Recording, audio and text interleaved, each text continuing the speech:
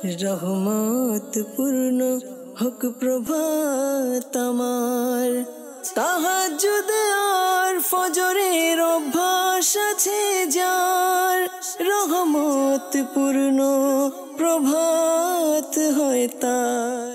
আলহামদুলিল্লাহি রাব্বিল আলামিন, আসসালাতু ওয়াসসালামু আলা সাইয়্যিদিল মুরসালিন, আম্মা বা'দু, ফাউযু বিল্লাহি মিনাশ শাইতানির রাজীম, বিসমিল্লাহির রহমানির রহিম।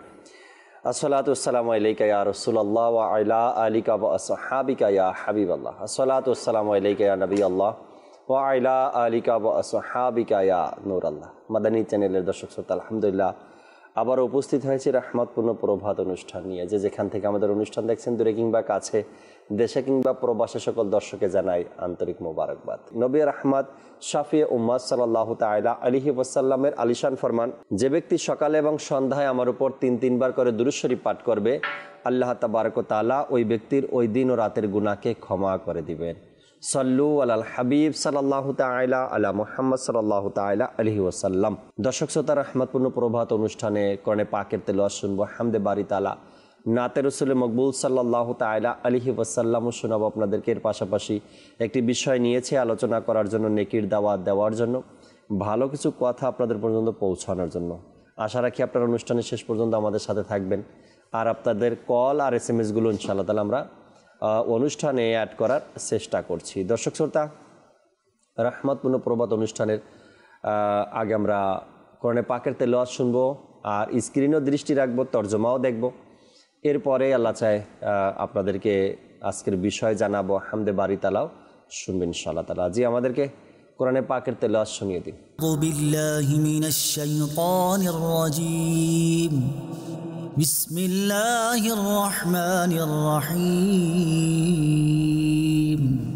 ইউরাফুল মুজরিমুনা বিসীমাহুম ফায়ুখাযু বিন-নাওয়াসি ওয়াল আকদাম فبأي آلاء ربكما تكذبان هذه جهنم التي يكذب بها المجرمون يطوفون بينها وبين حميم آن فبأي آلاء ربكما تكذبان ولمن خاف مقام ربه جنتان فبأي آلاء ربكما تكذبان ذواتا أفنان فبأي آلاء ربكما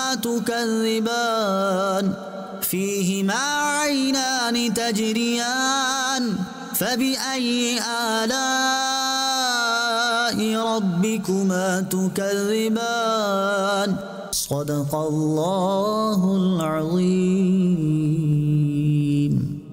মাশাআল্লাহ মাশাআল্লাহ, চমৎকার কোরআনে পাকের তেলাওয়াত শুনছিলাম আমরা।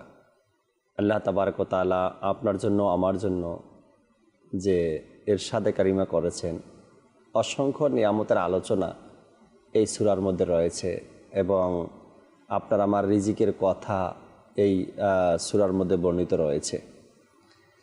কোরআনকে মহব্বত করি, ভালোবাসি, প্রতিদিন কিছু না কিছু কোরআনে পাকের আয়াত তেলাওয়াত করি।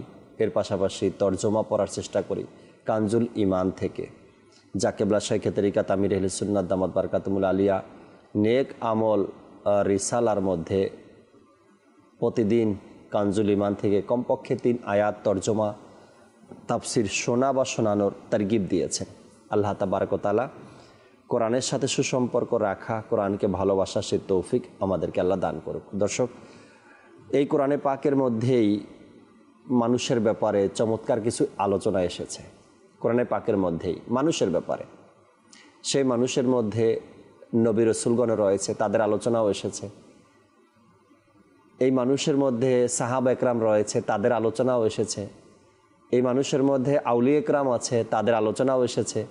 আবার এই মানুষের মধ্যে মুমিনরাও রয়েছে, মুমিনের আলোচনাও এসেছে। এই মানুষের মধ্যে যারা মুমিন হতে পারেনি মানুষ, মুসলমান, তাদের আলোচনাও কিন্তু এসেছে। একদিকে মুমিনের আলোচনা, খাস করে মুমিনদের নাম নিয়ে আল্লাহ তাআলা আলোচনা করেছেন, আবার মানুষদেরকেও ডেকেছেন। কোরআনে পাকের মধ্যে মানুষ, শুধু মানুষ শব্দ বলেও ডেকেছেন, নাস বলে। এরপরে এই মানুষের মধ্যে কিন্তু আবার মুনাফিকও রয়েছে, তারাও কিন্তু মানুষ কিন্তু মুনাফিক, আর তাদের কথাও কোরআনে পাকের মধ্যে বর্ণিত রয়েছে, আবার কাফেরের কথাও বর্ণিত রয়েছে।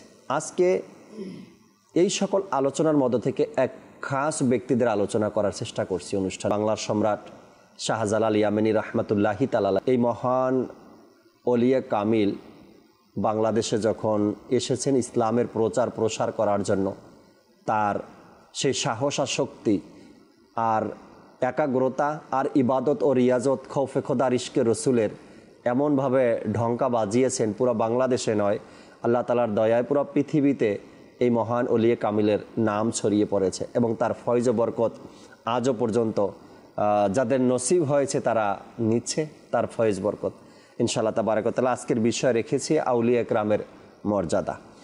শুনবো আলোচনা কোরআন ও হাদিস থেকে, চেষ্টা করব কিছু শাহজালাল ইয়ামানী রাহমাতুল্লাহি তাআলার জীবনের দিক নিয়ে আলোচনা করার জন্য, তার মানকাবাত আপনাদেরকে শোনানোর চেষ্টা করবো আল্লাহ ইনশাআল্লাহ তাআলা। চলুন আলোচনায় যাওয়ার পূর্বে আমাদের সাথে জুনায়েদ ভাই আছেন, আমরা একটা হামদে বারি তাআলা শ্রবণ করি। এরপরে আজকের যে বিষয় নিয়েছি আউলিয়া একরামের মর্যাদা নিয়ে আলোচনা শুনবো। কামরুজ্জামান ভাই এবং আহমদ রাফি ভাই আমাদের সাথে আছেন, তাদের থেকে গুরুত্বপূর্ণ আলোচনাগুলো আজকের অনুষ্ঠানে শোনানোর চেষ্টা করবো আপনাদেরকে। জি জুনায়েদ ভাই, হামদে বারি তাআলা শুনিয়ে দিন। সাল্লি আলা রাসূলিনা সাল্লি আলা মুহাম্মাদিন সাল্লি আলা হাবিবিনা সাল্লি আলা মুহাম্মাদিন। हम भी मदीने जाएंगे आज नहीं तो कल सही, हम भी मदीने जाएंगे आज नहीं तो कल सही। आका हमें बुलाएंगे आज नहीं तो कल सही। सल्ले अला रसूलिना सल्ले अला मुहम्मदिन।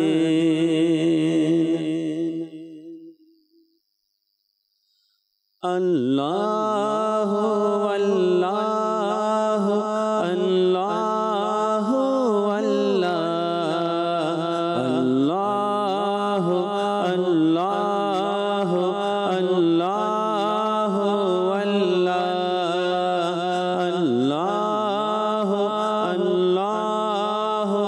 अल्लाह अल्लाह अल्लाह अल्लाह अल्लाह तुम्हार प्रेम राखो विभोर इलाही, ना पाई जेन खोजे निजे के इलाही। तुम्हार प्रेम राखो विभोर इलाही, ना पाई जेन खोजे निजे के इलाही। अल्लाह अल्लाह अल्लाह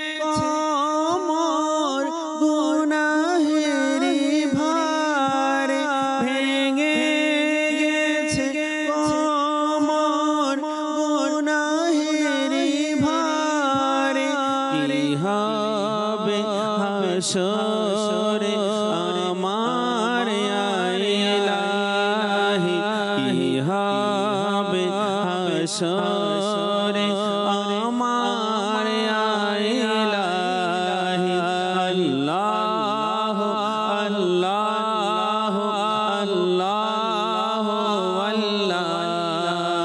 আল্লাহ আল্লাহ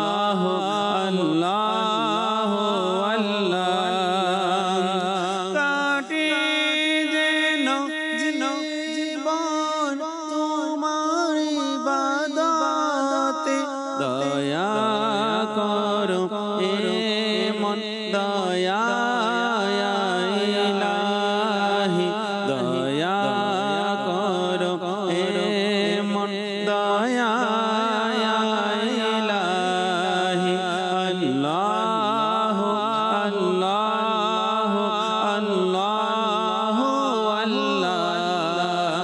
আল্লাহ আল্লাহ আল্লাহ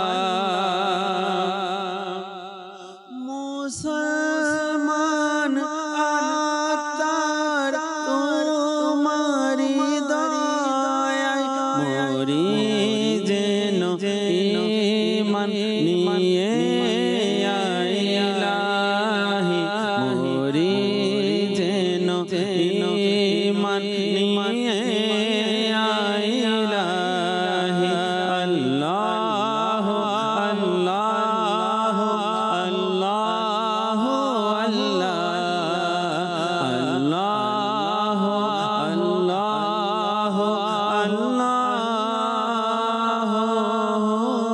আল্লাহ সুবহানাল্লাহ। আমরা আল্লাহ তাবারক ওয়া তাআলার প্রশংসা হামদে বারি তাআলা শুনতেছিলাম, জিকিরও করতেছিলাম। অসংখ্য হাজিগণ এই মুহূর্তে হেরেম শরীফের সামনে আল্লাহ তাআলার প্রশংসা করছেন, জিকির করছেন, গণে পাকের তেলাওয়াত করছেন, কেউ বা সিজদা করছেন। আল্লাহু আকবার। আল্লাহ তাবারক ওয়া তাআলা আমাদেরকেও খানায় কাবা দেখে দেখে আল্লাহ তাআলার প্রশংসা করার, জিকির করার সেই তৌফিক আল্লাহ আমাদেরকে দান করুক। দর্শক শ্রোতা, আলোচনার বিষয় নিয়েছে আউলিয়া কেরামের মর্যাদা।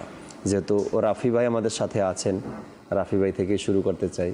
আউলিয়া কেরামের মর্যাদা, যার ফয়জ ও বরকত বাংলাদেশের প্রত্যেকটা গ্রামে গ্রামে ছড়িয়ে পড়েছে, তার ফয়জ ও বরকত দ্বারা মানুষ ধন্য হচ্ছে। প্রত্যেকটা অঞ্চলের মানুষ, গ্রামের মানুষ শাহজালাল ইয়ামানী রাহমাতুল্লাহি তাআলার নাম নিচ্ছে।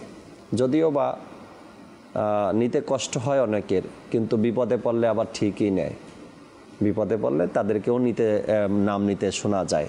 আল্লাহ তাআলা ভক্তি আর শ্রদ্ধা, মায়ার মোহাব্বত, আকিদাত সঠিক রেখে এরপরে নাম নেওয়ার সে তৌফিক আল্লাহ আমাদেরকে দান করুক। রাফি ভাই কি বলবেন আজকের বিষয় নিয়ে?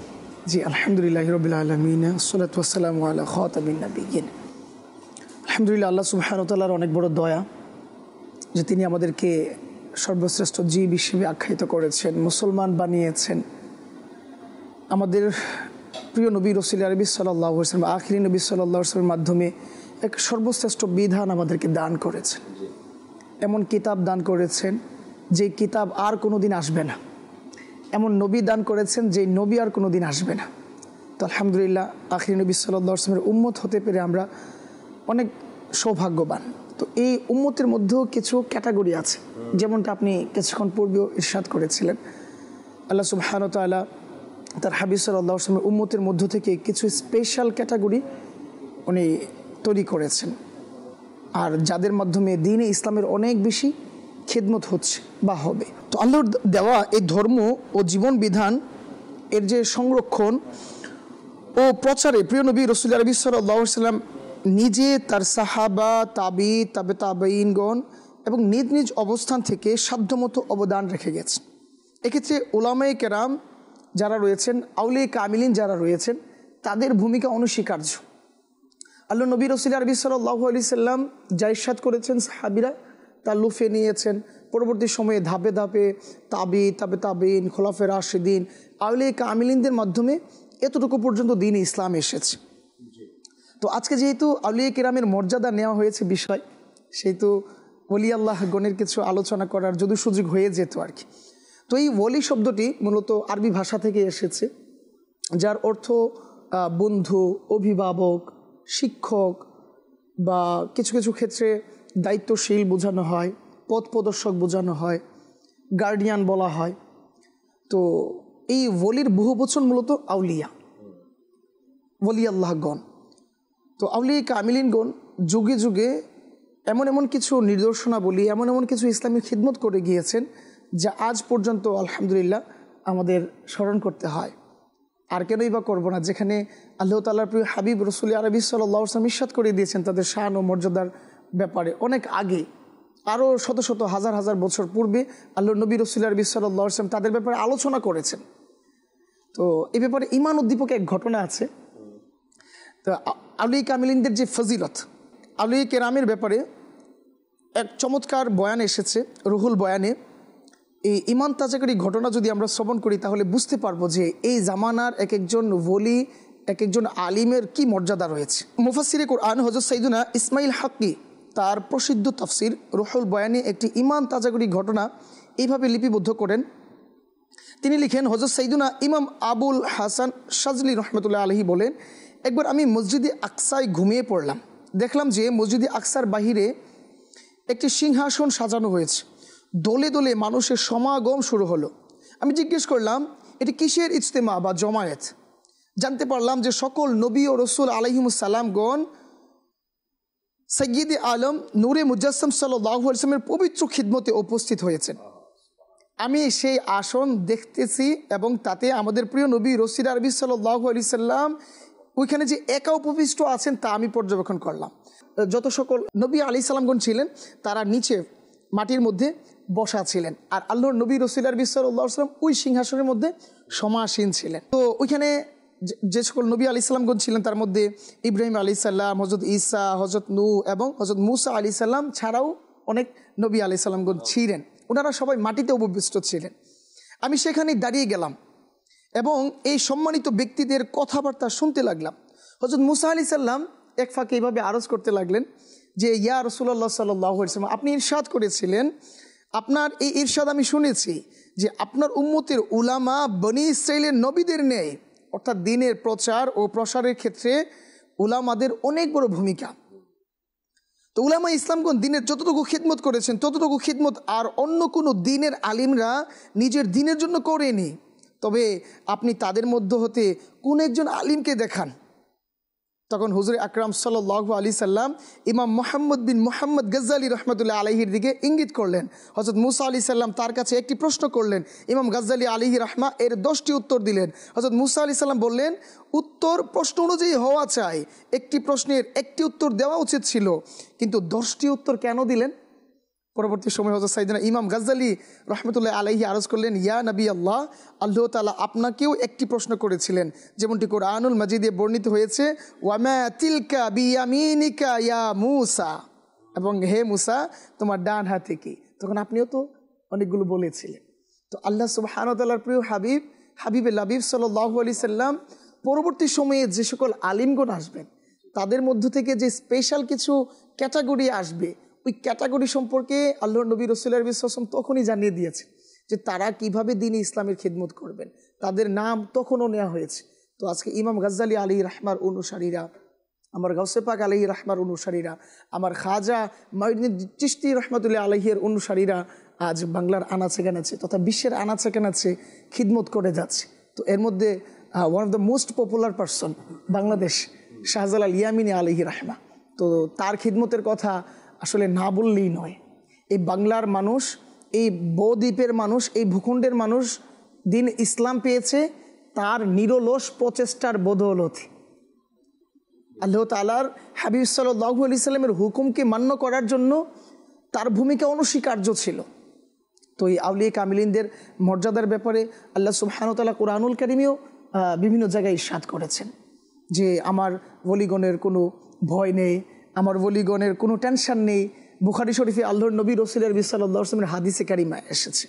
তো এই শাহজালাল ইয়ামিনী আলাইহি রাহমার যেহেতু ওরস চলছে, এই হিসেবে যদি ওনার জীবনের কয়েকটা দিক নিয়ে আলোচনা করি, আপনি দেখবেন প্রত্যেকটা মানে লাইফস্টাইলে কিছু উত্থান পথান আছে, কিছু ঝড় ঝান্টা আছে, কিছু বিপদ আপদ আছে, কিন্তু ওই সময় যারা আল্লাহওয়ালা, যারা আল্লাহ তাআলার রাহে নিজেকে সুপর্দ করে দিয়েছেন, তারা ওই শত শত বিপদকে মোকাবেলা করে সামনে অগ্রসর হয়েছেন এবং আল্লাহ তাআলার হুকুমকে বাস্তবায়ন করেছেন। এমন এমন বিপদ শাহজালাল ইয়ামিনী আলাইহির রাহমার জীবনে এসেছে।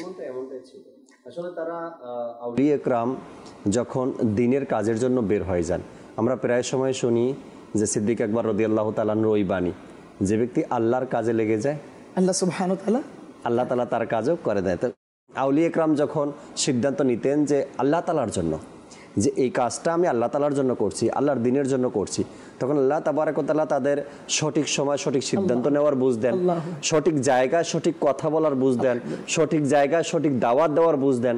শাহজালাল ইয়ামানী রাহমাতুল্লাহি তাআলার জীবনই এমনটাই ছিল, ভিন্ন ছিল না। অন্যান্য আউলিয়া ইকরামের সাথে এমনটাই হয়েছে। আল্লাহ তাবারক ওয়া তাআলা এক একজন আউলিয়া ইকরামের মধ্যে এক একটা বিশেষত্ব দিয়েই পাঠিয়েছেন দুনিয়াতে। এর মধ্যে কারোর মধ্যে বিশেষ কিছু গুণ থাকে, কারোর মধ্যে বেশি থাকে, কারোর মধ্যে তাদের তুলনায় কম থাকে, এরকমের পর্যায়ক্রমে আউলিয়া ইকরামের আবার পর্যায় আছে। আমরা হয়তো কম পেয়েছি খুঁজে, জি জি, আমরা হয়তো কম পেয়েছি, হ্যাঁ, কম অধ্যয়ন করেছি তাদের জীবনী নিয়ে, তাদের জীবনী নিয়ে হয়তো কম দেখেছি, না হয়তো বর্তমান সময় যার সবচেয়ে বেশি আলোচনা হয় সাইয়েদে আলা হযরত। আর আলা হযরতের ব্যাপারটা যখন আসে তখন তাকে নিয়ে মানুষ পিএইচডি করছে, আর বিভিন্ন ধরনের আজ তার জ্ঞানের ব্যাপারে আমরা দেখছি কত জ্ঞান তার মধ্যে ছিল। এখন নতুন নতুন জ্ঞানের শাখা উন্মোচিত হচ্ছে, যা আগে রিসার্চ হয়নি। ঠিক যদি শাহজালাল ইয়ামানী রাহমাতুল্লাহি তাআলা আলাইহি যেই জমানাতে বাংলাদেশে এসেছেন, ওই জমানাতে যদি তাকে নিয়ে রিসার্চ সেন্টার থাকতো, তাকে নিয়ে মানুষ পিএইচডি করতো, তবে তারটাও মানুষ জানতো যে শাহজালাল ইয়ামানী কেমন ছিলেন, কেমন জ্ঞানের অধিকারী ছিলেন। তাদের মধ্যে হিকমত ছিল, তাদের মধ্যে প্রজ্ঞা ছিল, তাদের মধ্যে আমল ছিল, তাদের মধ্যে ইখলাস ছিল, খৌফে খোদা, ইশকে রসুল, দিনের মহাব্বত এবং মানুষের কষ্টটা তারা বুঝতেন। তো এই ধরনের ব্যক্তিরা যখন মাঠে নামেন কাজের জন্য, দিনের জন্য, ইসলামের জন্য, তখন আল্লাহ তাবারক ওয়া তাআলা তাদের জন্য দিনের পথকে প্রসারিত করে দেন, তাদের জন্য দিনের কাজকে সহজ করে দেন, তাদের জন্য রাস্তাকে অতি সহজ করে দেন, যেন তারা দিনের কাজটা খুবই সহজে করে দেন। আপনার আমার জন্য দিনের কাজ করা কতটা কষ্টকর হয়ে যায়, কিন্তু কিবলা শাইখে তরিকাত আমির আহলে সুন্নাত এখন থেকে প্রায় 43-44 বছর আগে যখন এই উদ্দেশ্য নিয়ে মাঠে নামলেন, তার জন্য কি তেমন কষ্ট মনে হয়েছে? সে দিনের কাজই করছেন, আমরাও করি, তিনিও করেছেন, কিন্তু তিনি মাঠে নামার সাথে সাথে তার আশেপাশে মানুষ জমা হয়ে গেছে। সে যেই সিস্টেম বললেন, তানজিম বললেন, সংগঠন বললেন, সবাই মেনে নিয়েছেন। সাপ্তাহিক ইজতেমা এর আগে কোথায় ছিল? যখন কিবলা শাইখে তরিকাত আমির আহলে সুন্নাত সাপ্তাহিক ইজতেমার ঘোষণা করলেন, সব মানুষ জমা হয়ে গেল সাপ্তাহিক ইজতেমাতে। তো আউলিয়া ইকরাম যখন আল্লাহ তাআলার দ্বীনকে প্রচার এবং প্রসার করার জন্য কদম উঠান, আল্লাহ তাবারক ওয়া তাআলা তার মধ্যে বরকত দিয়ে দেন, সহজ করে দেন, পথ চলা আসান করে দেন। এভাবেই শাহজালাল ইয়ামানী রাহমাতুল্লাহি তাআলা আলাইহি যখন বাংলাদেশে আসে, কি ছিল বাংলাদেশে তখন? একজন মানুষের আগে নামের শুরুতে মুহাম্মদ বলার মতো কেউ ছিল না, কিন্তু শাহজালাল ইয়ামানী রাহমাতুল্লাহি তাআলা আলাইহি এত সুন্দর এক পরিবেশ। কামরুজ্জামান ভাই আমাদের সাথে আছেন, শুনতেই আছেন আমাদের আলোচনাগুলো, কিছু বলেন, এরপরে নাতে রাসূল শুনবো আল্লাহ ইনশাআল্লাহ। বিভিন্ন তাফসীর কিতাবের মধ্যে এসেছে, আল মুমিনুনা কুল্লুহুম আউলিয়াউর রহমান ওয়া আকরামুহুম ইনদাল্লাহি আতওয়াহুম ওয়া আবতাহুম লিল কুরআন। অর্থাৎ সকল মুমিনই হচ্ছে আল্লাহ পাকের ওলি, আল্লাহ পাকের বন্ধু, আর তোর মধ্যে সর্বোত্তম ওয়া আকরামুহুম ইনদাল্লাহ, আল্লাহ পাকের কাছে অধিক পছন্দনীয় হচ্ছে যারা আল্লাহকে বেশি অনুসরণ করে এবং কোরআনকে ভালোবাসে, কোরআনের অনুসরণ করে, অর্থাৎ আল্লাহ পাককে ফলো করে। অর্থাৎ উদ্দেশ্য হচ্ছে আল্লাহ পাকের বিধানগুলো, আল্লাহ পাকের হাকামগুলো অধিকভাবে পালন করে। অপর একটি হাদিসে পাক যা বুখারী ও মুসলিম সহ অন্যান্য কিতাবের মধ্যে এসেছে, আল্লাহ সুবহানাহু ওয়া তাআলা যখন কোনো বান্দাকে ভালোবাসেন, ইন্নাল্লাহা ইযা আহাব্বা আবদান দাআ জিবরাইল, তখন আল্লাহ পাক জিবরাইলকে আহ্বান করে, বলে, হে জিবরাইল, ইন্নী উহিব্বু ফুলানা, আমি অমুক বান্দাকে ভালোবাসি, তুমিও তাকে ভালোবাসো। তো জিবরাইল আলাইহিস সালাম তাকে ভালোবাসে। সুম্মা ইউনাদি জিবরাইলু ফি আহলি সামা, তখন জিবরাইল আসমানবাসীর মধ্যে এলান করে দেন, ঘোষণা করে দেন, ইন্নাল্লাহা ইউহিব্বু ফুলানা ওয়া ইউহিব্বুনাহু, হে আসমানবাসী ফেরেশতারা, এই ব্যক্তিকে আল্লাহ সুবহানাহু ওয়া তাআলা ভালোবাসেন, তোমরাও তাকে ভালোবাসো। তখন তারাও তাকে ভালোবাসে। তো জমিনের মধ্যে তখন তার জন্য এমন একটি ভিত্তি দিয়ে দেওয়া হয়, মানুষের অন্তরে জমিনের মধ্যে এমন একটি বিষয় স্থাপন করে দেওয়া হয়, মানুষ অটোমেটিকভাবে তাদেরকে ভালোবাসে। দেখুন তোর মধ্যে একজন মহান ব্যক্তি হচ্ছেন হযরত শাহজালাল ইয়ামিনী রহমাতুল্লাহি তাআলা আলাইহি।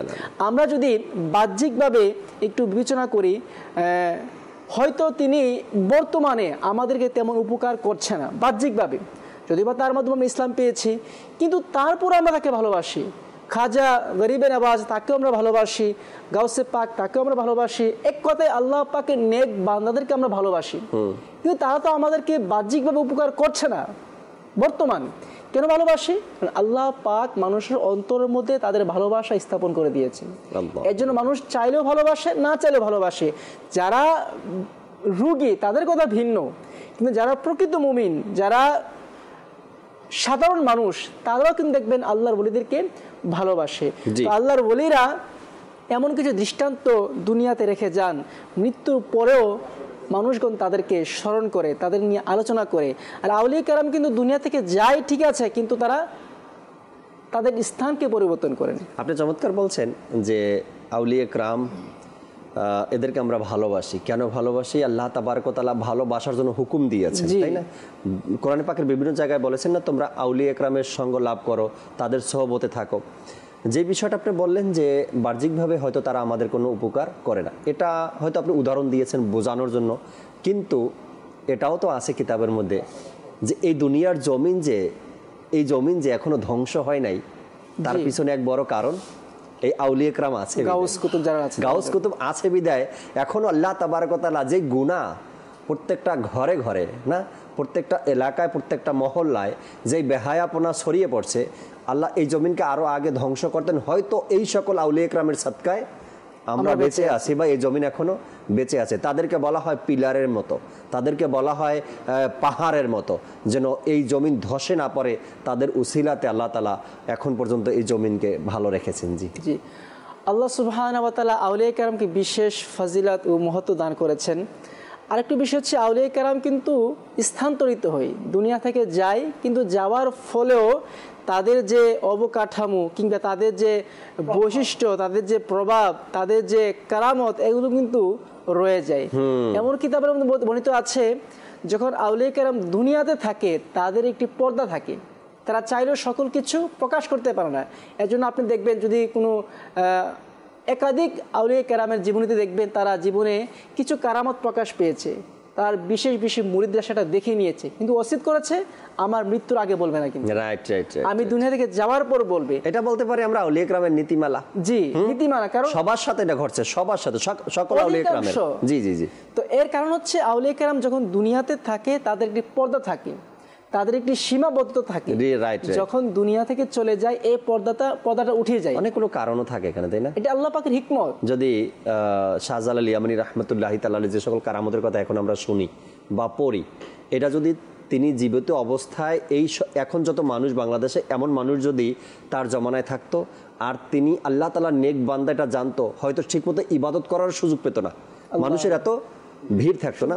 কেবলা আমিরুল সুন্নাতের কাছে যখন আমরা যাই তখন দেখি যে তার কাছে কেমন একটা মানুষের ভিড় থাকে, সব সময় মানুষ লেগেই থাকে, এমনকি দেখা করতে যাওয়ার জন্য দিনের পর দিন, মাসের পর মাস, বছরের পর বছর মানুষ অপেক্ষা করে।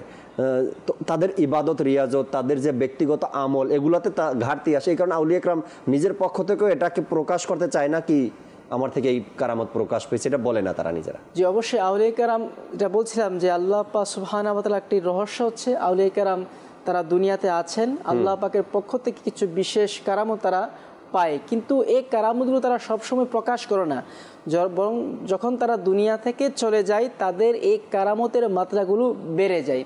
যেমনটা আমরা শুনেছি হুজুর গাউসে পাক রহমাতুল্লাহি তাআলা আলাইহি দুনিয়া থেকে যাওয়ার পরও একাধিক কারামত তার থেকে প্রকাশ পেয়েছে, একাধিক মানুষ তার এই কারামতের কারণে তিনি নাজাত পেয়েছে, বিপদ আপদ থেকে দূর হয়ে গিয়েছে। আর আউলিয়া কেরাম কেননা তারা দুনিয়া থেকে আখিরাতে তারা স্থানান্তরিত হয়। যেমন কিতাবের মধ্যে বর্ণিত আছে যে আউলিয়া কেরাম তারা ইন্তিকাল করে না, বরঞ্চ তারা স্থানান্তরিত হয়, তারা পরিবর্তন হয়, জায়গা চেঞ্জ করে, কিতা থেকে অস্থায়ী জায়গা থেকে স্থায়ী জায়গাতে। তো আউলিয়া কেরাম যারা হয় তাদেরকে ভালোবাসা, তাদেরকে মহব্বত করা একটি মুমিনের গুণ।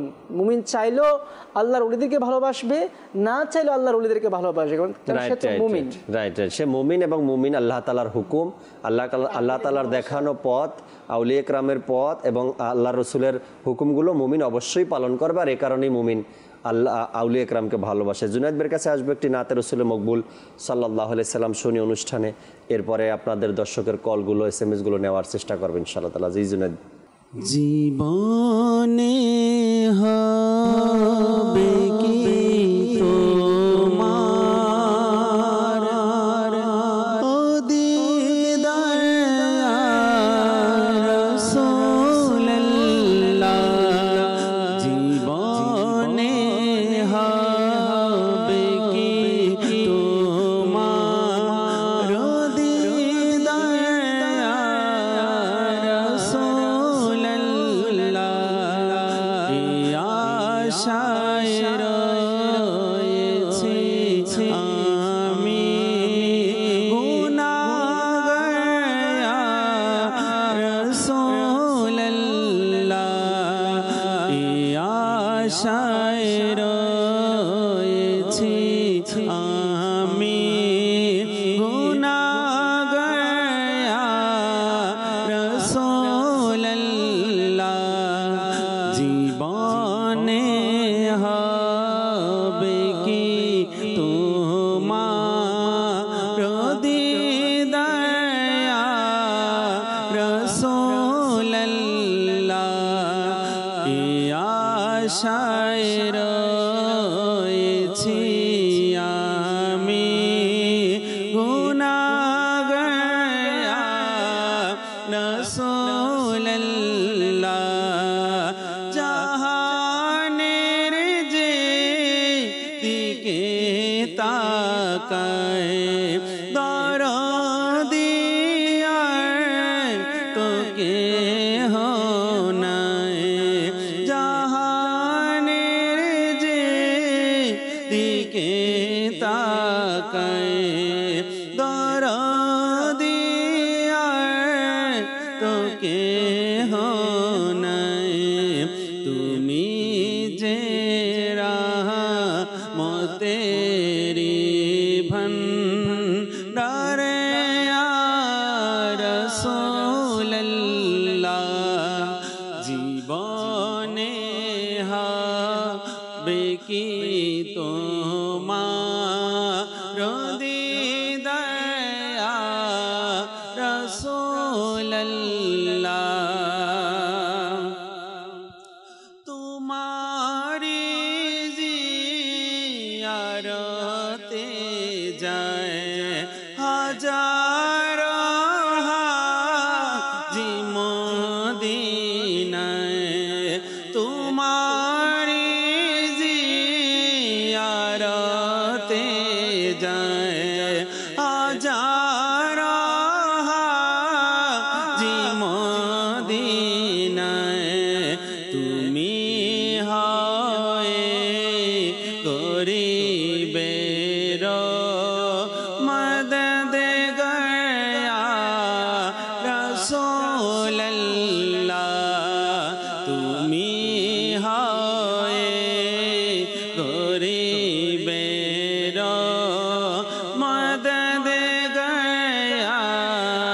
রাসূলুল্লাহ, জীবনে হবে কি তোমার দিদার রাসূলুল্লাহ, আশায় রয়েছি আমি গুনাহগার রাসূলুল্লাহ, পেয়েছে তোমাকে যিনি পেয়েছে খোদাকে তিনি, পেয়েছেন তোমাকে যিনি পেয়েছেন খোদাকে তিনি,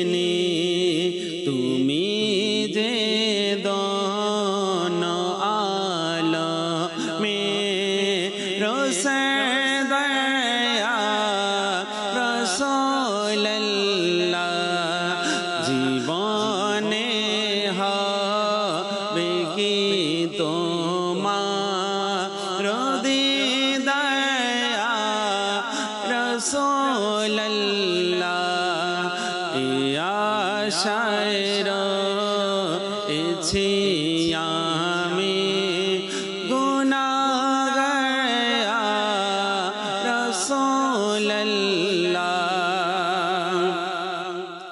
যদি আবার গুনাহগার বলো তারপরে ওয়াতার কর যদি আবার গুনাহগার বলো তারপরে ওয়াতার কর সে যে শুধুই তোমারি তোমারি ইয়া রাসূলুল্লাহ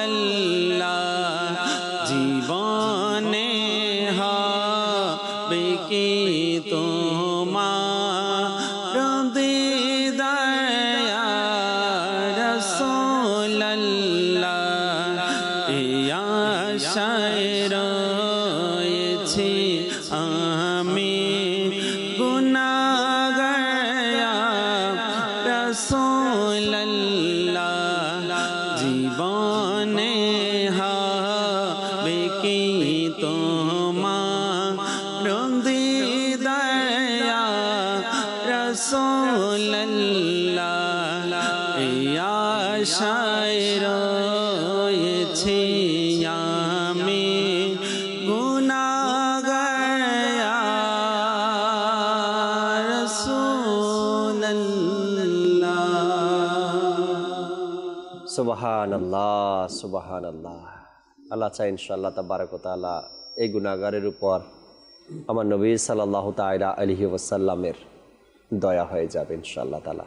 একদিন আমার নবী রাসূল আরবি হুজুরপুর নূর সাল্লাল্লাহু আলাইহি সাল্লাম আপনাকে আমাকে আমাদেরকে তার রওজায় ডেকে নেবেন ইনশাআল্লাহ তাবারক ওয়া তাআলা। তবে সেই আশা আকাঙ্ক্ষা থাকতে হবে, সেই প্রেম ভালোবাসা থাকতে হবে অন্তরের মধ্যে, মদিনাতে যাওয়ার সেই দুঃখ বেদনাও কিন্তু থাকতে হবে। আমি কবে যাব, আমি কবে যাব। আল্লাহ চাই আজ না হয় কাল আপনারও সেই মদিনাতুল মুনাওয়ারার সফর নসিব হয়ে যেতে পারে।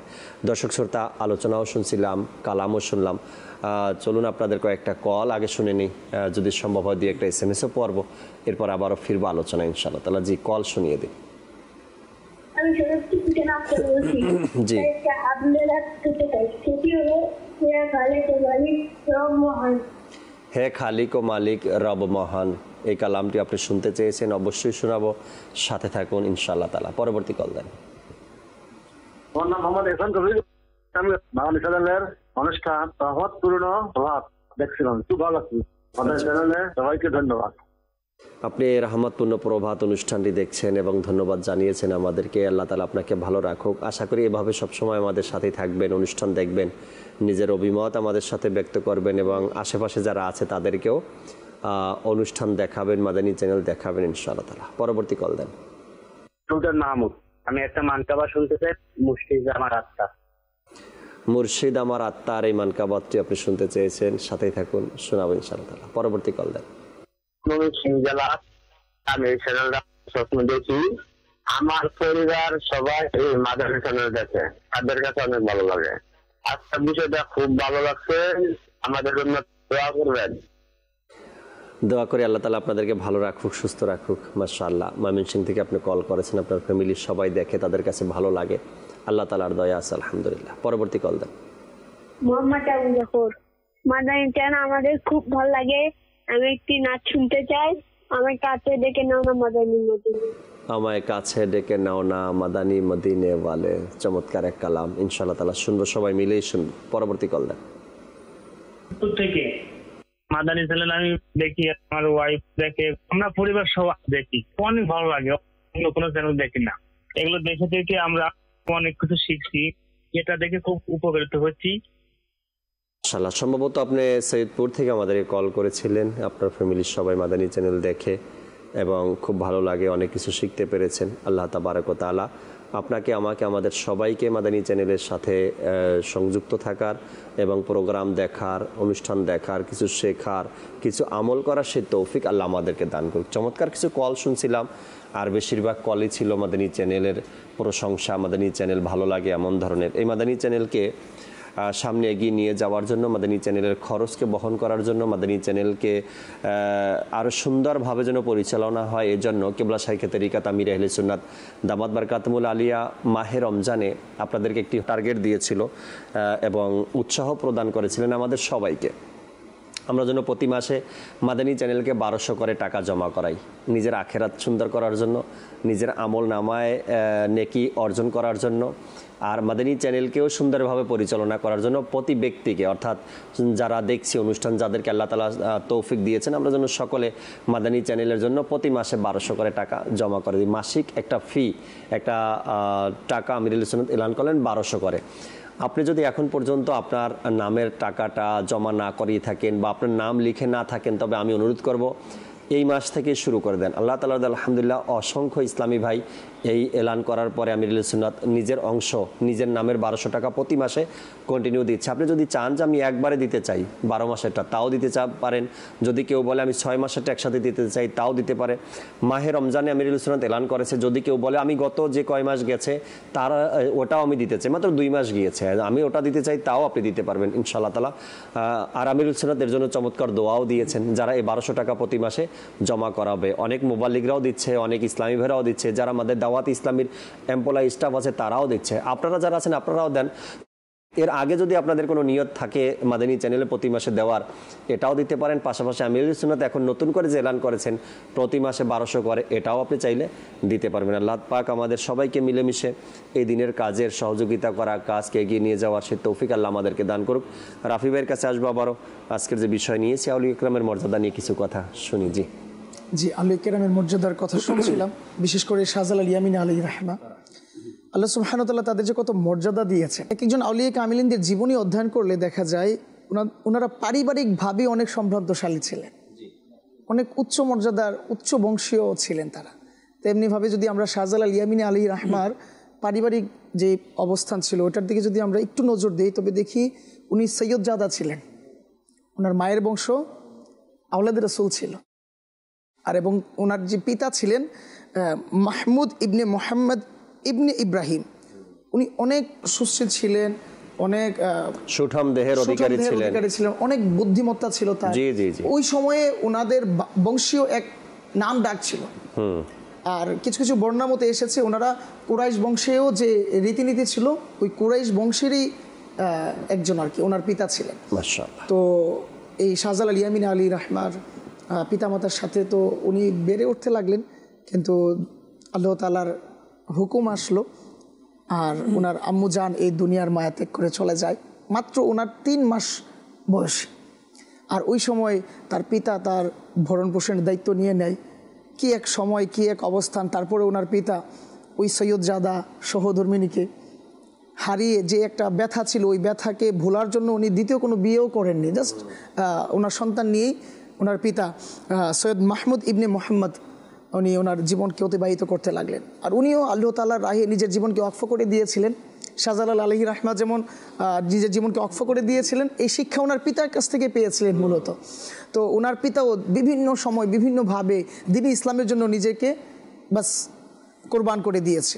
তো এইভাবে যখন ওনারা চলতে লাগলেন, কোনো এক সময় আল্লাহ তাআলার দয়া হলো, শাহজালাল ইয়ামিনী আলাইহির রাহমার পিতা কোনো এক ধর্মীয় যুদ্ধে অংশগ্রহণ করে আর ওইখানে উনি শাহাদাতের অমীয় সুধা পান করে। পরবর্তী সময়ে শাহজালাল ইয়ামিনী আলাইহির রাহমা ওনার মামা জানের কাছে কি লালিত পালিত হয়, সেখানে উনি ইলমি দ্বীন অর্জন করে। ওনার মামা তরিকাত হাকিকাত মারিফাতুল ইলম দ্বারা উনি ধন্য হয়। ওনার মামাও অনেক বড় এক আলিম ছিলেন, অনেক বড় দরবেশ ছিলেন, অনেক বড় আল্লাহ ওয়ালা ছিলেন, আল্লাহ তাআলার ওলি ছিলেন।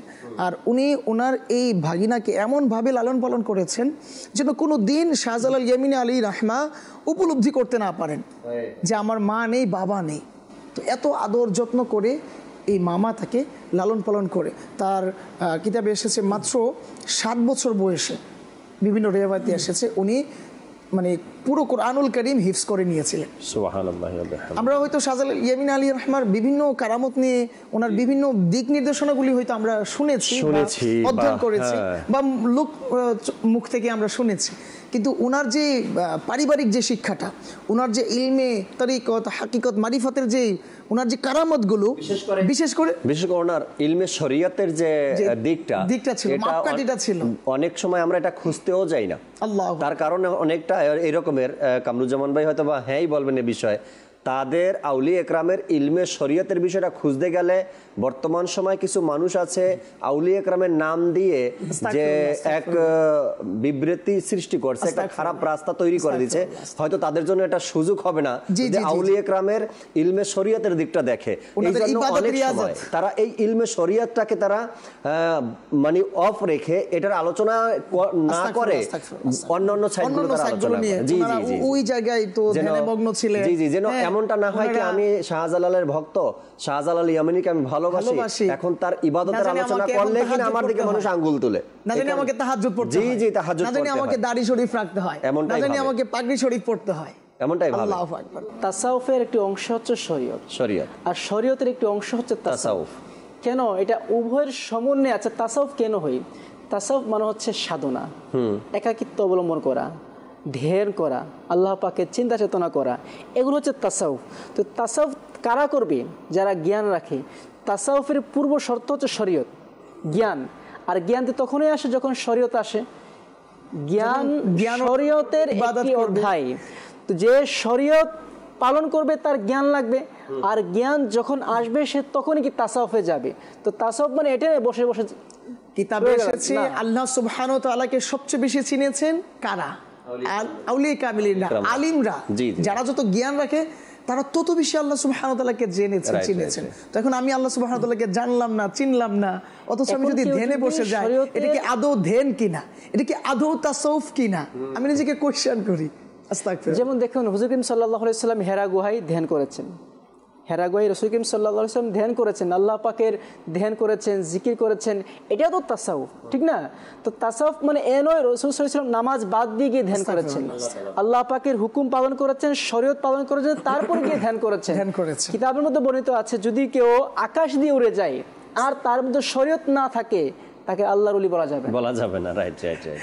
তার কারণ এর মধ্যে দুই নম্বরই আছে, তারা শরীয়তকে বাদ দিয়ে কেউ কখনো কারামত দেখাতে পারে না, আর শরীয়তকে বাদ দিয়ে কেউ কখনো ওলি হতে পারে না। শাহজালাল ইয়ামানি রাহমাতুল্লাহি তাআলার নাম বলি, আর খাজা গরিবে নেওয়াজের নাম শুনি, আর যে সকল আউলিয়া কেরামের নাম আমরা শুনি না কেন, তাদের মধ্যে কখনো এটা কেউ বলতে পারবে না, কেউ শুনেও নি যে তাদের থেকে এক ওয়াক্ত নামাজ কাজা হয়েছে, বা তাদেরকে নামাজ পড়তে দেখিনি, বা তাদের মধ্যে শরীয়তের আমল ছিল না, এমন কথা কেউ বলতে পারবে না। হ্যাঁ, যারা মজ্জুব ছিল তাদের কথা ভিন্ন, কিন্তু স্বজ্ঞানে যারা ছিল তারা প্রত্যেক আউলিয়া একরামই ছিল শরীয়তের পাবন্দি, ছিল শরীয়তের আমলদার, এর বাইরে কিছু ছিল না। যারা স্বজ্ঞানে ছিল তারা প্রত্যেকে শরীয়তের আমলদার ছিল, এবং শরীয়তকে মেনেই তারা তাদের প্রত্যেকটা কাজকে পরিচালনা করেছেন। যদি আমরা এমন কিছু শুনি বা দেখি, তখন আমরা নিজে থেকেই উত্তর দেওয়ার চেষ্টা করি যে না, কোনো আউলিয়া ইকরামের মধ্যে এমন কোনো কিছু ছিল না যা শরীয়ত বিরোধী কাজ হতে পারে, এমন কিছু ছিল। ভারতীয় উপমহাদেশের মহান একজন ব্যক্তির কথা, শাহজালাল ইয়ামানি আলাইহির রাহমাতুল্লাহ। যেমন আমরা ওনাকে তো ভালোবাসি, ওনার পুরো নামটা হয়তো অনেকেই আমরা জানি না। তো আজকে মাদানী চ্যানেলের এই প্রোগ্রাম আউলিয়া কেরামের ফজিলতে শাহজালাল ইয়ামানি আলাইহির রাহমান পুরো নামটা আমরা ইনশাআল্লাহ জানার চেষ্টা করব। ওনার নাম শাহ মুহাম্মদ জালাল উদ্দিন, ওনার কুনিয়া ছিল মুজাররাদ। উনি 10ম হিজরি মোতাবেক 13 খ্রিস্টীয় সালে 32 বছর বয়সে ইসলাম প্রচারের লক্ষ্যে এই বাংলার সিলেট অঞ্চলে উনি আগমন করেন। আচ্ছা, এই যে আগমন করলেন, এই আগমন কি শুধু এমনি? এই আগমনের পিছনে এক মানে চমৎকার ঘটনা, আল্লাহ সুবহানাহু ওয়া তাআলার নির্দেশ। কিছুক্ষণ আগে আমি বলছিলাম যে ওনার মামা জানের কাছে উনি লালিত পালিত হয়েছেন। ওনার মামা জান তাকে শরীয়তের, মারিফতের, তরিকতের, হাকিকতের শিক্ষা উনি দিয়েছেন। দিয়ে যখন উনি একটা পর্যায়ে ভাবলেন যে আমি আমার বোনের ছেলেকে কি সঠিকভাবে শিক্ষা দিতে পারলাম কিনা, আমি একটু টেস্ট করি। আর যে যেমন আসলে সে তো তেমনই ভাববে। তো উনি ছিলেন অনেক বড় এক দরবেশ। তো ওই দরবেশের কাছে একদা বনের কোনো এক হরিণী এসে নালিশ দেয় যে ইয়া সাইয়্যিদি, আমি আমার এক সন্তানকে নিয়ে বনের মধ্যে ছিলাম, সে তো অনেকটাই দুর্বল ছিল, বাচ্চা ছিল, কিন্তু কোনো এক বাঘ ওই আমার বাচ্চা হরিণী, আমার ছানাকে খেয়ে আক্রমণ করে। তো এর বিচার যদি আপনি করে দিতেন। তো ওনার মামা যান মানে অপেক্ষায় ছিলেন যে এমন কোনো একটা কিছু আসুক, ঘটনা ঘটুক, যার দ্বারা আমি আমার ভাগিনার যে কি ইলম রয়েছে এটার আমি কি করতে পারবো, যাচাই করতে পারবো। তো পরবর্তী সময়ে উনি শাহজালাল ইয়ামিনী আলী রাহমাকে ডাক দিলেন যে এর বিচার তোমার কাছে, তুমি কি করবা করো, বাঘের বিচার করা চাই। পরবর্তী সময়ে শাহজালাল ইয়ামিনী আলী রাহমা ওই জঙ্গলে চলে গেলেন, গিয়ে বাঘকে তালাশ করতে লাগলেন। যখন বাঘকে দেখা হলো তখন বাঘকে তার দিকে আহ্বান করলেন, আর বাঘ তার ওই হিংস্রত্ব ছেড়ে বাস নরম হয়ে শাহজালাল ইয়ামিনী আলী রাহমার কদমে চলে আসলো।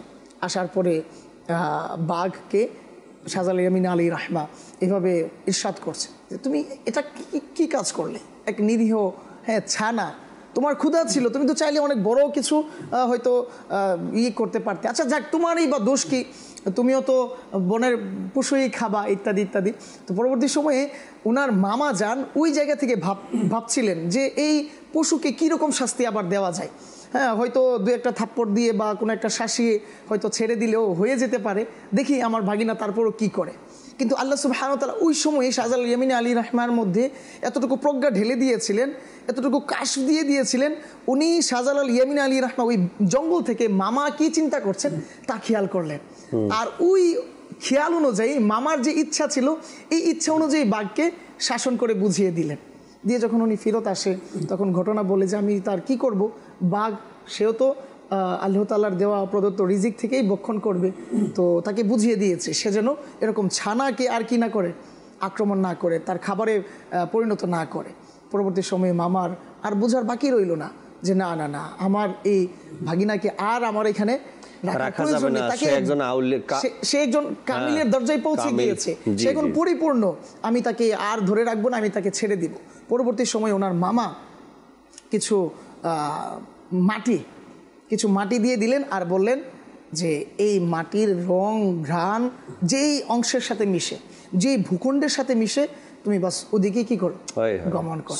পরবর্তী সময়ে শাহজালাল ইয়ামিনী আলী রাহমা গমন করতে করতে দিল্লিতে আসলেন, নিজামুদ্দিন আউলিয়া রহমতুল্লাহ আলাইহির সাথে দেখা করলেন, খাজা মঈনুদ্দিন চিশতি আলী রাহমার উনি সহবত পেলেন। পরবর্তী সময়ে আস্তে আস্তে আস্তে আস্তে 360 জন আউলিয়া কামিলিন নিয়ে এই বাংলার ভূখণ্ডে শাহজালাল ইয়ামিনী আলী রাহমা তো ওনার দল নিয়ে আসছেন, দ্বীনে ইসলামকে প্রচার প্রসারের জন্য আসছেন। কিন্তু অপরদিকে যারা দ্বীনে ইসলামকে দাবিয়ে রাখার চেষ্টা করেছিল, যারা দ্বীনে ইসলামের কল্যাণ চায়নি, তারা কি এত সহজেই তার এই দল, তার এই কাফেলাকে প্রবেশ করতে দিয়েছিল? এক লম্বা ঘটনা রয়েছে। শাহজালাল ইয়ামিনী রাহমাতুল্লাহি তাআলা আলাইহি যখন ইয়েমেন থেকে সফর শুরু করেন, তাই না, ডাইরেক্ট তিনি বাংলাদেশে আসেননি। না না না, তিনি কিন্তু ডাইরেক্ট বাংলাদেশে আসেননি। তার কারণ ওই সময় কোন বিমানে আসছে, কোন জাহাজে আসছে, কোন টিকিট, কোন ভিসা, কোন পাসপোর্ট নিয়ে আসছে, এসব কোনো সিস্টেম না। শাহজালাল ইয়ামিনী রাহমাতুল্লাহি তাআলা আলাইহি আল্লাহ তাআলার দয়ায় তিনি ইয়েমেন থেকে একা সফর শুরু করছেন, কিন্তু বাংলাদেশে পৌঁছালেন 360 জনের কাফেলা নিয়ে। এটা বর্ণনা করতে গিয়ে লেখকগণ বলেন যে তিনি যখন বের হন, যার কথা তিনি এর পূর্বে শুনেছেন যে অমুক এলাকাতে একজন আল্লাহর ওলি আছে, তার দরবারে যেতেন, তার দরবারে গিয়ে তার খুসুসিয়াত যেটা, তার বিশেষত্ব যেটা, ওটা তিনি অর্জন করতেন। তার বিশেষত্ব কি আছে এখানে এখন পর্যন্ত যা আমি অর্জন করতে পারিনি, ওই আল্লাহর ওলির দরবার থেকে সেটা অর্জন করতেন। এবং সেখানে গিয়ে বলতেন যে আমি মুসাফির, আমি আমার মামার হুকুমে আমি এক জায়গাতে রওনা করছি যেখানে দিন ইসলামের উপরে আক্রমণ চলছে, দিন ইসলামের ঝান্ডা উত্তোলন করা দরকার, তো আমি সেখানে যাচ্ছি। শুধু এই বাণীটুকু শুনে শুনে প্রায় দরবার থেকে, প্রায় আউলিয়া ইকরামের দরবার থেকে খাদিমগণ, তাদের শিষ্যগণ, তাদের খাদিমগণ শাহজালাল ইয়ামিনী রাহমাতুল্লাহি তাআলার সঙ্গ অবলম্বন করতে লাগলেন। আর সবাই জেনে গেলেন যে শাহজালাল ইয়ামিনী রাহমাতুল্লাহি তাআলার তিনিও একজন আল্লাহ তাআলার নেক বান্দা, এখন তার সঙ্গে স্পর্শ পেতে চায় সবাই। এভাবে সফর করতে করতে করতে করতে যখন বাংলাদেশে প্রবেশ করেন তখন 360 জন সংখ্যায় হয়ে যায়। তৎকালীন সময়ে দিল্লি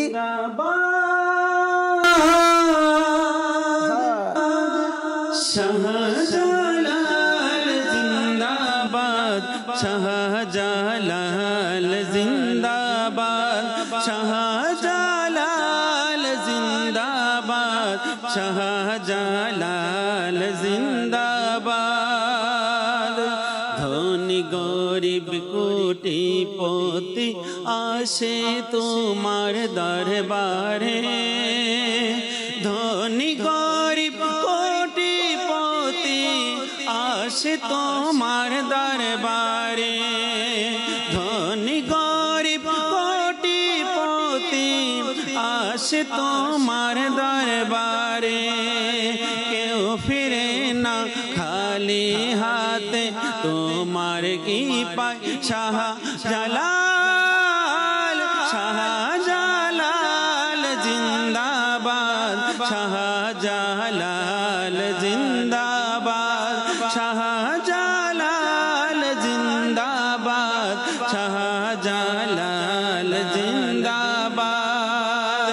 সিলেটের পূর্ণভূমিতে বাদশাহ তুমি আছো শুয়ে, সিলেটের পূর্ণভূমিতে বাদশাহ তুমি আছো শুয়ে, সিলেটের পূর্ণভূমিতে বাদশাহ তুমি আছো শুয়ে। ধন্য মোরা এই মাটিতে পেয়ে তোমায় শাহজালাল, শাহজালাল জিন্দাবাদ, শাহজালাল জিন্দাবাদ, শাহজালাল জিন্দাবাদ, শাহজালাল জিন্দাবাদ। এসেছিলে করতে প্রচার প্রিয় নবী সুন্নতকে, এসেছিলে করতে প্রচার প্রিয় নবীর সুন্নতকে, এসেছিলে করতে প্রচার প্রিয় নবীর সুন্নতকে। লাখো মানুষ পেল ঈমান তোমার উসিলায়, শাহজালাল, শাহজালাল জিন্দাবাদ, শাহজালাল জিন্দাবাদ, শাহজালাল জিন্দাবাদ, শাহজালাল জিন্দাবাদ, শাহজালাল জিন্দাবাদ, শাহপরাণ জিন্দাবাদ, শাহজালাল জিন্দাবাদ, শাহপরাণ জিন্দাবাদ। সুবহানাল্লাহ, সুবহানাল্লাহ, সুবহানাল্লাহ। চমৎকার কালামও শুনতেছিলাম আমরা, মানকাবাত শাহজালাল ইয়ামানী রহমান। আমার মনে আছে জুনেদ ভাই, এই মানকাবাত সর্বপ্রথম শাহজালাল ইয়ামানী রহমতুল্লাহ তাআলার দরবারেই শুরু হয়েছিল, সম্ভবত কোনো বছর 2017 বা 16 দিকের কথা হবে এগুলো। তো হঠাৎ ওখানে তো তখন আল্লাহ তাআলার দয়া দাওয়াত ইসলামীর এক বাহার ছিল না, হাজারো মানুষের কাফলা ছিল, হ্যাঁ হাজারো মানুষের সেখানে কাফলা ছিল একটা সময় আল্লাহ তাআলার দয়ায়। এরপরে দাওয়াত ইসলামী আল্লাহর দাওয়াত ইসলামী আল্লাহ সবুজ পাগড়ি ছিল তখন, বাস পাগড়ি নজরে আসে। জিয়ারতে যারাই যাবে প্রতিটা মুহূর্ত দাওয়াত ইসলামীর মোবাল্লিকে মাজারের সামনে পাবেই, কেননা কেউ এক টিম যায় এক টিম আসে, এক টিম যায় এক টিম আসে। এবং শাহজালাল ইয়ামানী রহমতুল্লাহ তাআলা মাজারের সামনেই, মসজিদের সামনেই প্রতিদিন আপনার আসর থেকে নিয়ে প্রায় এশারের পর পর্যন্ত নাত মাহফিল, বয়ান, জিকির, দোয়া, সালাতু সালাম, মিলাদ, কিয়াম। দাওয়াত ইসলামী ওয়ালাদের সাথে ওখানে বসে যান। ওখানে আর কিছু দেখার দরকার নেই, ডানে বামেও দেখিয়েন না, জিয়ারতের সময় জিয়ারতে যান আর এসে দাওয়াত ইসলামী ওয়ালাদের সাথে ওখানে বসে যান। ফয়েজ নিতে গেছেন, ফয়েজ পেয়ে আসবেন। আর যদি ডানে বামে তাকান, এ কি করে, ও কি করে, এখানে কি হয়, ওখানে কি হয়, তবে ফয়েজ পাবেন না, শুধু মানুষের দোষই খুঁজতে পারবেন, আর কিছু সেখানে পাবেন না। মানুষ তো মক্কা মদিনাতেও যায়, আর এত শাহজালাল ইয়ামানীর দরবার বাংলাদেশ, মক্কা মদিনাতেও যায়, বদনসিবওয়ালা সেখান থেকেও দোষ খুঁজে আসে। মক্কা মদিনাতে যায়, বদনসিবওয়ালা সেখান থেকেও দোষ খুঁজে তারপরে আসে, ওর নসিবেই নেই।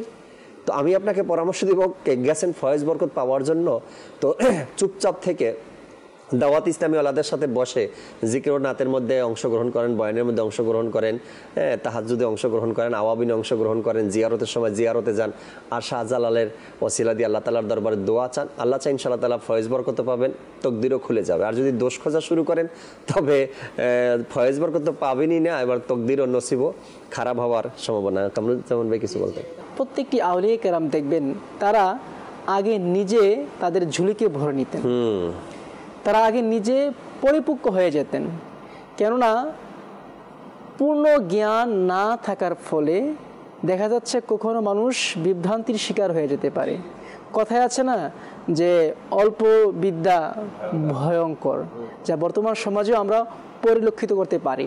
তো অল্প বিদ্যা ভয়ঙ্কর আসলে কথারই বাস্তব। এজন্য আউলিয়া কেরাম তারা অল্প বিদ্যা নয়, বরঞ্চ তারা পরিপূর্ণ বিদ্যা অর্জন করতেন, নিজের ঝুলিকে পরিপূর্ণ করতেন। দেখেন খাজা গরিবে নওয়াজ রহমতুল্লাহ তাআলা, তিনি কিন্তু প্রায় উনার 50 বছর পার হয়ে তিনি তরিকতের পথ তিনি শুরু করেছেন, পীর মুরিদ তিনি শুরু করেছেন। কিন্তু এর আগে কি করেছেন তিনি প্রায় 50 বছর উপরে বিভিন্ন আউলিয়া কেরামের দরবারে গিয়েছেন, তাদের সান্নিধ্য গ্রহণ করেছেন, শিষ্যত্ব অবলম্বন করেছেন, তাদের ফয়েজ বরকত, তাদের খাদিম ছিলেন, বিভিন্ন মাজারে মাজারে ঘুরেছেন, বিভিন্ন আউলিয়া কেরামের দরবারে গিয়েছেন।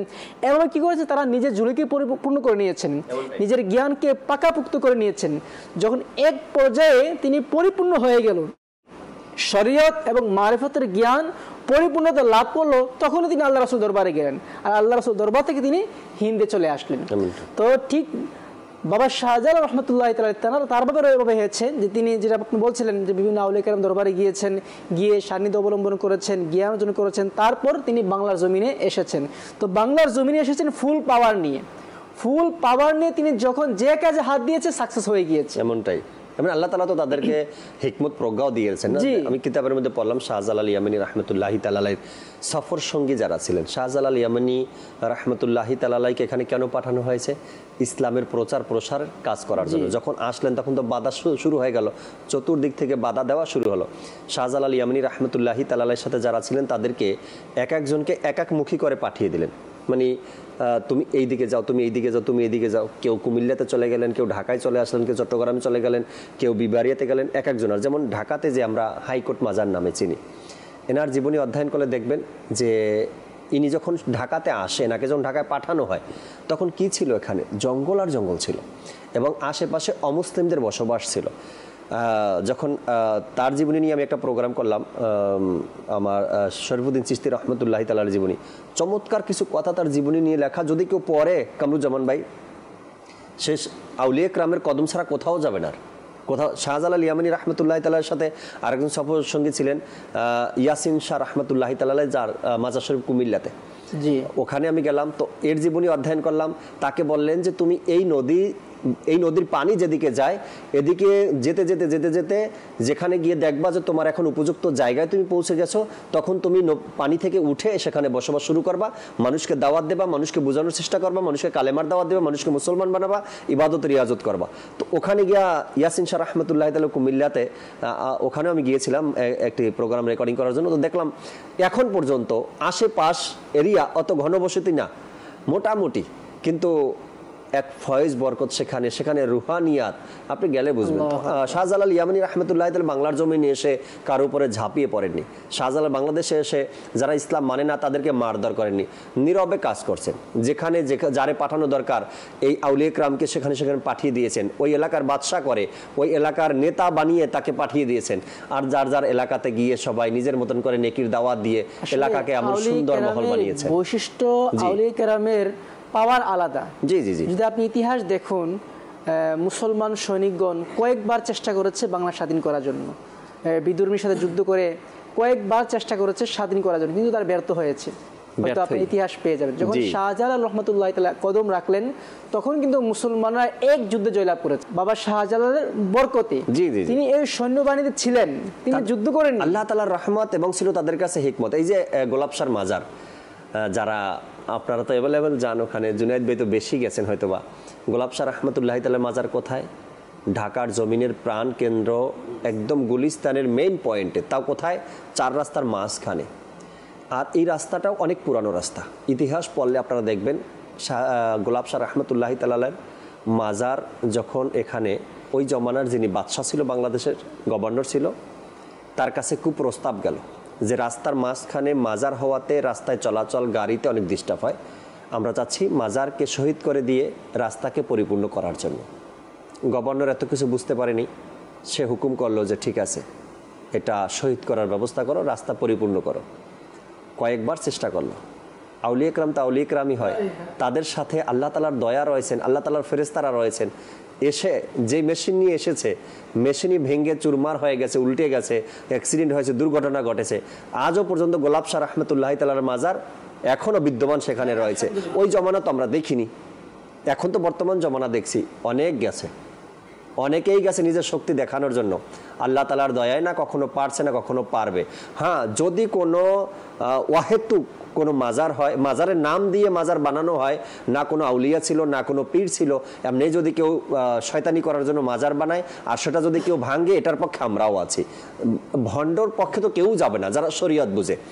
যদি কোনো ব্যক্তি হক্কানি পীরের মাজারে যায় বা আউলিয়া کرامের মাজারে যায় আর এই রকমের দুষ্টামি ফাইজলামি করে, ভাঙ্গার মন মানসিকতা রাখে, তাদের পরিণতি কি হয় তাও কিন্তু দেশের মানুষ দেখছে। এখানে আরো একটি বিষয় হচ্ছে হুজুর, আউলিয়া کرام কিন্তু সত্য, কিন্তু দেখা যাচ্ছে আউলিয়া کرامের কিছু প্রকৃত আউলিয়া کرامের মাজারের মধ্যে কিছু অস্বাভাবিক কাজ চলমান আছে। তো আমার আপনার করণীয় হচ্ছে ওই কাজগুলোকে বন্ধ করা, কিন্তু আউলিয়া کرامের সাথে বেয়াদবি করা যাবে না। বেয়াদবি করা যাবে না। আউলিয়া کرامের সাথে বেয়াদবি করা মানে আমার দিন দুনিয়া আখিরাত ধ্বংস করে ফেলা। এমন বর্তমান দেখা যায় তাদের কাছে তো ওই ইলমে শরীয়ত, ইলমে মারিফাত নেই, দেখতেও তো তাদেরকে মনে হচ্ছে যে অন্যরকম। তো এখন আমি দাড়িওয়ালা টুপিওয়ালা হয়ে আমরা যদি ওইখানে গিয়ে আক্রমণ করি আস্তাগফিরুল্লাহ, তাহলে তো পুরোপুরি আমরা ওই সুন্নাত বাহিরে চলে গেলাম, আমরা তো জাহিলের মতো হয়ে গেলাম, আমরা তাদের মতো হয়ে গেলাম। তো আমরা তো তাদেরকে বুঝাতে পারি যে এটা না। এখানে কি শয়তানের কুমন্ত্রণা আসতে পারে, যারা সাধারণ মুসলমান তারা হয়তো প্রশ্ন করতে পারে যে তিনি যদি আল্লাহর ওলি হতেন তাহলে তার মাজারের অবস্থা কেন? এমন প্রশ্ন শয়তানের কুমন্ত্রণা হতে পারে, তিনি যদি আসলে আল্লাহর ওলি হতেন তার মাজারের অবস্থা কেন? আমি আপনাকে প্রশ্ন করব, দেখুন ইসলামের পূর্বে মক্কাতুল মুকাররমাতে খানায়ে কাবার ভেতরে 360টি মূর্তি ছিল। এখন আমার প্রশ্ন হচ্ছে, কাবা হচ্ছে আল্লাহ পাকের ঘর, আপনি কি জানেন না আল্লাহ পাকের ঘর যে, আর আল্লাহ পাকে ক্ষমতাবান না? এখন আপনি কি এভাবে বলতে পারবেন যে খানায় কাবাতে মূর্তি কেন? তো এই প্রশ্ন কখনো করা যাবে না। তো যেটা সত্য সত্য, যেটা ভণ্ড ভণ্ড। আউলিয়া کرام সত্য, আউলিয়া کرام মাজারে যে শরীয়ত বিধি আছে তা ভণ্ড। রাইট, হককে হক বলতে হবে আর বেহককে বেহক বলতে হবে। জুনায়েদ ভাই, আপনার দায়িত্ব তো রয়ে গেছে, অনুরোধের কালাম ছিল দর্শকের পক্ষ থেকে, দেখতে দেখতে সময়ও প্রায় শেষের দিকে, এক দুই পংক্তি করে শুনিয়ে দিন, এরপর আমরা অনুষ্ঠানের শেষের দিকে যাব ইনশাআল্লাহ তাআলা। হে খালিক মালিক রব মহান, হে খালিক মালিক রব মহান, সুবহানাল্লাহ সুবহানাল্লাহ সুবহানাল্লাহ সুবহানাল্লাহ। তুমি স্রষ্টা আমার, আমি বান্দা তোমার, সুবহানাল্লাহ সুবহানাল্লাহ সুবহানাল্লাহ সুবহানাল্লাহ। আমায় কাছে ডেকে নাও না মদনী মদিনে वाले, প্রেমের শোধা পান করাও না মদনী মদিনে वाले।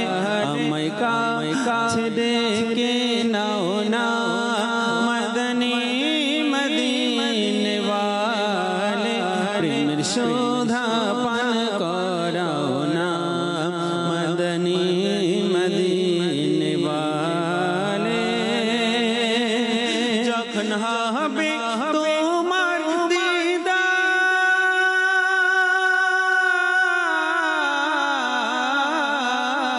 যখন হবে তোমার দিদার, তখনই দেহাবে আমার, তখনই দেহাবে আমার স্বপ্নে আসো না মদনী মদিনে वाले। আমায় কাছে ডেকে নাও না মদনী মদিনে वाले, প্রেমের শোধা পান করাও না মদনী মদিনে वाले। আল্লাহর বড় ইহসান তিনি দয়াল নবীর উপহার, আল্লাহর বড় ইহসান তিনি দয়াল নবীর উপহার।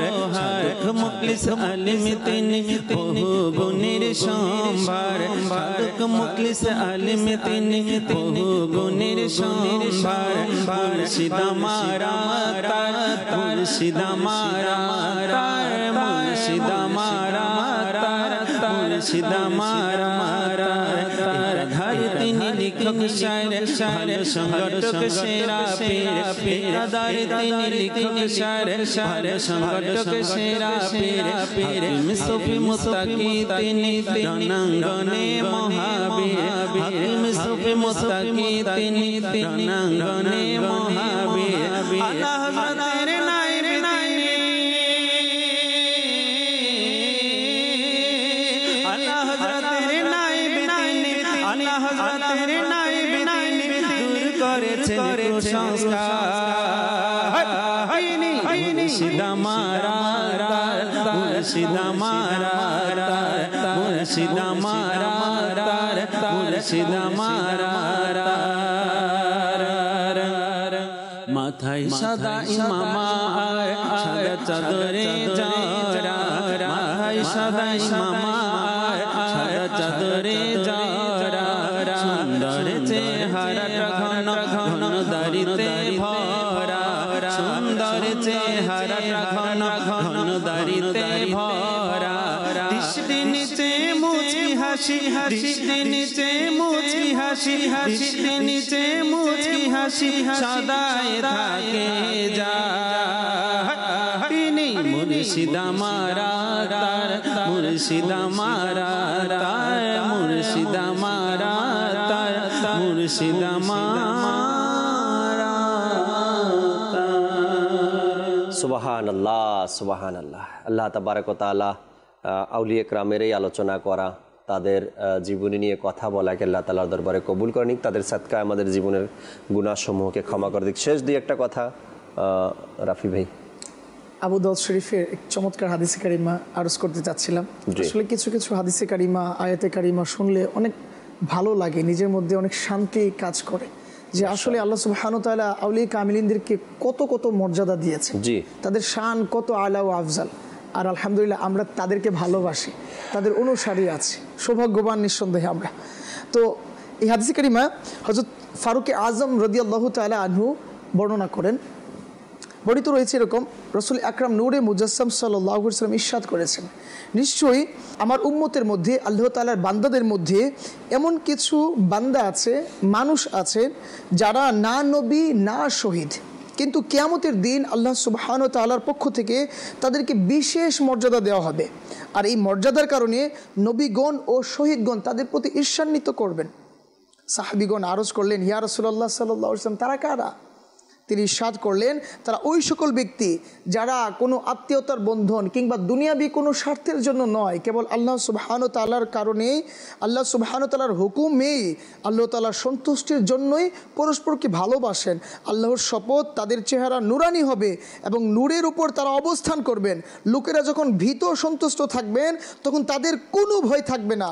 লোকেরা যখন দুঃখে ভরাক্রান্ত হবেন তখন তারা কোনো সময় বিমর্ষ হবে না।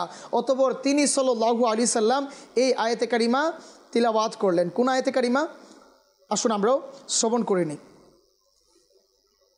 আল্লাহর নবী রাসূল আরবি সাল্লাল্লাহু আলাইহি ওয়াসাল্লাম এই ঘটনা বর্ণনা করার পর এই আয়াতে কারিমা তিলাওয়াত করলেন, সূরা ইউনুসের ৬২ থেকে ৬৪ নং আয়াতে কারিমা।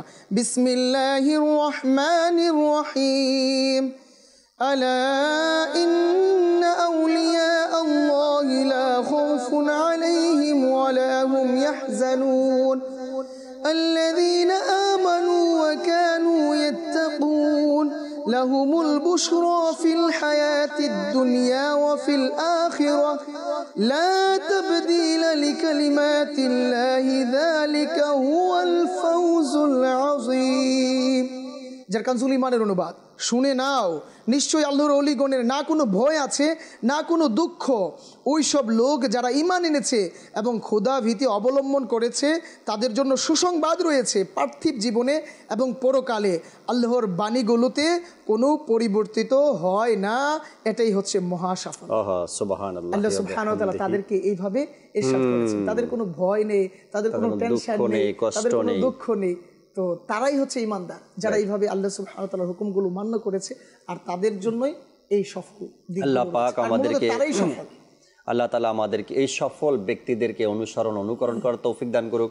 কোরআনে পাকে এই সকল ব্যক্তিদেরকে সফল বলেছেন, কোরআনে পাকে তাদেরকে মুমিন বলেছেন, কোরআনে পাকে তাদেরকে আউলিয়া বলেছেন, কোরআনে পাকে তাদেরকে আল্লাহর বন্ধু বলেছেন, কোরআনে পাকেই তাদেরকে অনুকরণের কথা বলেছেন, তাদের সংস্পর্শে থাকার কথা বলেছেন, কোরআনে পাকেই তাদের পথে চলার কথা বলেছেন। তো আমরা যদি কোরআনকে ভালোবাসি, কোরআনের কথাগুলো মেনে নিই, কোরআনের হুকুমগুলো মেনে নিই, আউলিয়া ইকরামের পথে আমরা থাকার চেষ্টা করি। আল্লাহ তাআলা বোঝার আমল করার তৌফিক দান করুক। আমিন বিজাহিন নবিল আমিন সাল্লাল্লাহু তাআলা আলাইহি ওয়াসাল্লাম। আসুন আমরা যে যেখানে আছি দাঁড়িয়ে সালাতুস সালাম পাঠ করি। মদিনার শ্রেষ্ঠ বাদশাহ আসসালাতু ওয়াসসালাম হে মদিনার শ্রেষ্ঠ বাদশাহ আসসালাতু ওয়াসসালাম আরশে আযমের তারকা আরশে আযমের তারকা আসসালাতু ওয়াসসালাম হে মদিনার শ্রেষ্ঠ বাদশাহ আসসালাতু ওয়াসসালাম রব্বি হাবলি উম্মতি বলে তুমি ধরাইলে রব্বি হাবলি উম্মতি বলে তুমি ধরাইলে ক্ষমা পেল উম্মতেরা ক্ষমা পেল উম্মতেরা আসসালাতু ওয়াসসালাম হে মদিনার শ্রেষ্ঠ বাদশাহ আসসালাতু ওয়াসসালাম মুমিনেরা পড়ে দুরূদ সকলে নবীর প্রতি মুমিনেরা পড়ে দুরূদ সকলে নবীর প্রতি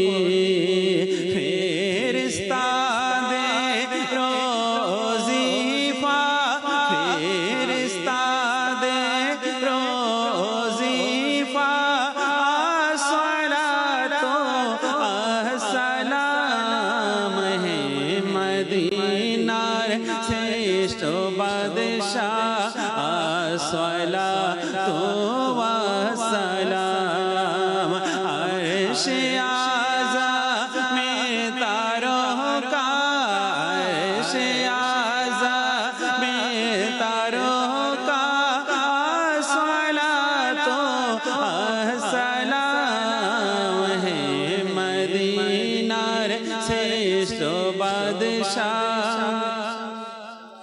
তোমার সালাম আমি মন সুন্নি জামিল কাদিরি মরার পরে আমি মন সুন্নি জামিল কাদিরি মরার পরে দেহ আমার বলবে আকা দেহ আমার বলবে আকা আসসালাতু ওয়াসসালাম হে মদিনার শ্রেষ্ঠ বাদশাহ আসসালাতু ওয়াসসালাম আসসালাতু ওয়াসসালামু আলাইকা ইয়া রাসূলুল্লাহ সালাতু ওয়াসসালামু আলাইকা ইয়া হাবিবাল্লাহ সুবহানাকা আল্লাহুম্মা ওয়া বিহামদিকা লা ইলাহা ইল্লা আনতা আস্তাগফিরুকা ওয়া আতুবু ইলাইক সুবহানাকা আল্লাহুম্মা ওয়া বিহামদিকা লা ইলাহা ইল্লা আনতা আস্তাগফিরুকা ওয়া আতুবু ইলাইক সুবহানাকা আল্লাহুম্মা ওয়া বিহামদিকা লা ইলাহা ইল্লা আনতা আস্তাগফিরুকা ওয়া আতুবু ইলাইক আসসালাতু ওয়াসসালামু আলাইকা নবী আল্লাহ ওয়া আলা আলিকা ওয়া আসহাবিকা ইয়া নূর আল্লাহ লা ইলাহা ইল্লাল্লাহু মুহাম্মাদুর রাসূলুল্লাহ সাল্লাল্লাহু আলাইহি ওয়াসাল্লাম। রহমত পূর্ণ হোক প্রভাত আমার, তাহাজ্জুদ আর ফজরের অভ্যাস আছে যার, রহমত পূর্ণ প্রভাত হয় তার।